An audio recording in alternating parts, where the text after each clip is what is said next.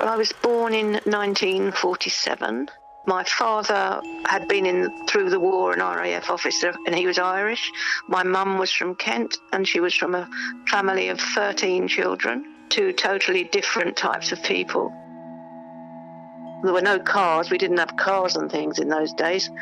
And we didn't have TV, of course, or telephone. It was just amazing, really. We didn't need it. It was a full life, a happy life, a family life.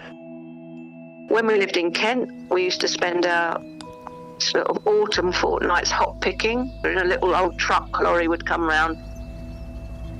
You'd be sitting on apple boxes and chugging up to the hop gardens, everybody with their picnics and stuff like that, which was fabulous. We loved it as children. And my dad, being my dad, had the whole hop garden out on strike so that they would put toilets up for people, always up for the workers.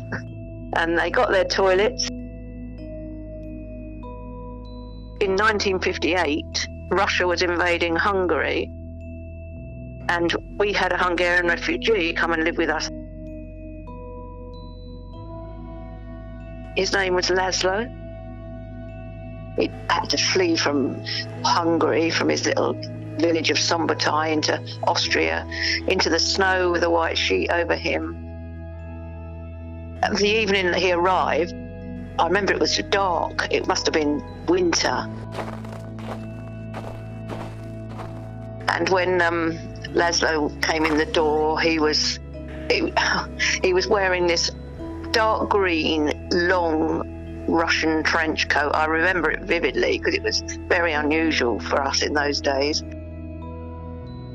If he'd have been caught, no one knows what would have happened to him, because all the young men they were trying to round up. As far as we were concerned, he lived with us then for as long as he did. And Mum and Dad were always his mum and dad. My parents were always very caring, very thoughtful, and very concerned with things that went on in the world, particularly when we could help. But he married a nurse, and he had 3 lovely children, and he's now got grandchildren. One of the quite emotional things at my father's funeral, he was in Hungary at the time, and this was like 10 years ago, and he sent an email from Hungary to read out at the funeral, which just said, "Thank you, Dad. You saved my life." And that always stays with me.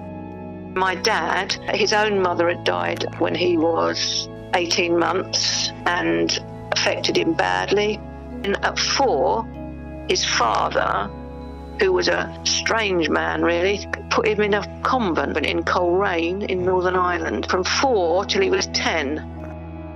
When my dad was 80, my brother and I took him back to this convent, and one of the old nuns there, who was ancient, remembered him because he was a little tiny boy. She would have been about nearly 100. In my dad, probably instilled the care and everything that he wanted us to feel, because he'd not had it. His care was around the nuns in the convent. Imagine a 4-year-old. It makes me want to weep just thinking about it. What father could do that?